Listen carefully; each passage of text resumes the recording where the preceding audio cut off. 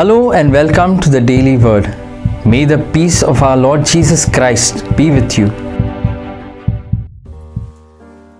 Once there was a rabbi who asked his disciples the following question: How do you know when the darkness has been overcome, when the dawn has arrived? One of the disciples answered, When you can look into the distance and tell the difference between a cow and a deer, then you know dawn has arrived. Close, the rabbi responded, but not quite. Another disciple ventured a response.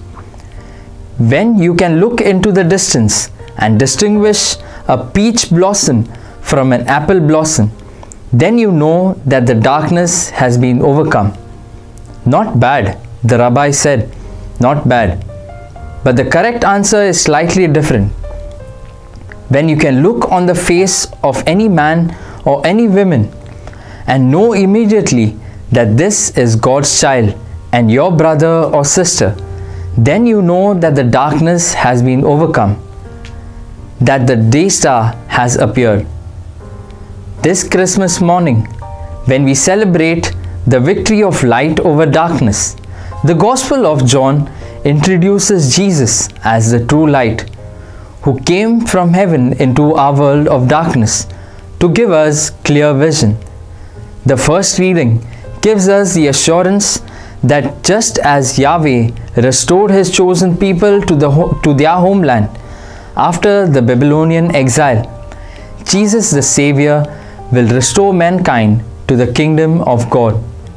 In the second reading, St. Paul tells us how God, who had conveyed His word to us in the past through His prophets, has now sent His own Son so that He might demonstrate to us humans by His life, death and resurrection the real nature of our God. The Word becoming flesh is the zenith of God's self-revelation. God, who spoke earlier through the prophets, now speaks to us through His Son and lives among us. The Word who dwelt with God now dwells with us, becoming a human being like us, and thus bringing the great chasm between God and God's world and our world. That the God who once dwelt among them in the tabernacle and the temple now chooses to dwell among them in the person of Christ. In the Old Testament, Moses was not allowed to see the face of God. Now, however, we are allowed to see Jesus' glory and His face. Thus, the Father is fully revealed to us, because whoever has seen the Son has seen the Father. Today, while we remember and celebrate God's first coming into our world in human form, we also look forward, because the liturgy we celebrate reminds us that the Lord is going to return in His second coming.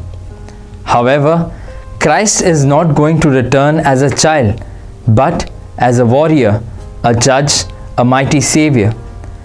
The liturgy calls us to prepare His way, to be ready to be judged by Him.